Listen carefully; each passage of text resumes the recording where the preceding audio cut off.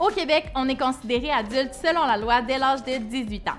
Ça vient avec plein de privilèges comme le droit d'acheter et de consommer de l'alcool en toute légalité.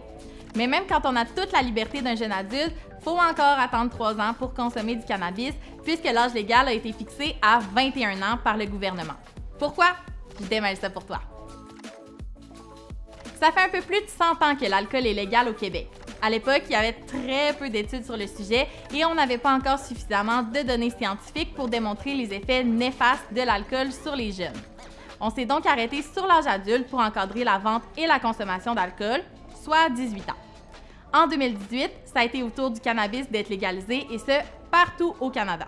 Au Québec, on a décidé de fixer l'âge minimal requis pour la consommation à 21 ans pour retarder le plus possible la consommation de cannabis.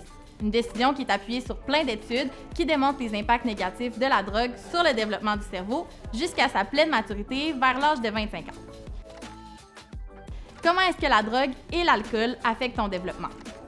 D'abord, c'est important de comprendre qu'à l'adolescence, il n'y a pas juste l'extérieur de ton corps qui change. Ton cerveau passe par plusieurs étapes clés de son développement.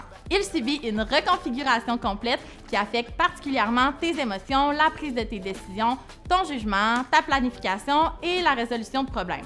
Ces changements-là jouent un rôle important pour t'aider à atteindre ton plein potentiel, mais te rendent également beaucoup plus sensible aux effets de l'alcool et des drogues. D'ailleurs, parenthèse, si tu as déjà entendu dire que la consommation de substances brûle les cellules du cerveau, sache que c'est faux. Par contre, ce qu'il faut comprendre, c'est que l'alcool et la drogue jouent dans l'équilibre chimique du cerveau et que ça peut mener au développement de troubles en santé mentale et avoir un impact sur tes organes, tes muscles, tes os et ton système de reproduction. Et oui, je parle de ce que tu penses. C'est un pensez-y bien. Bref, depuis que l'alcool a été légalisé au Québec en 1921, la science a beaucoup évolué et on sait maintenant que les effets de l'alcool et de la drogue avant tes 25 ans peuvent être déterminants pour ton futur. C'est donc logique qu'on impose un âge minimum pour encadrer la consommation et minimiser ses impacts. Si ton cerveau pouvait prendre toutes les décisions, il ne ferait pas le choix de consommer. C'est ben trop tough pour lui. Mais si tu fais quand même le choix de le faire, vas-y mollo puis donne-y une chance.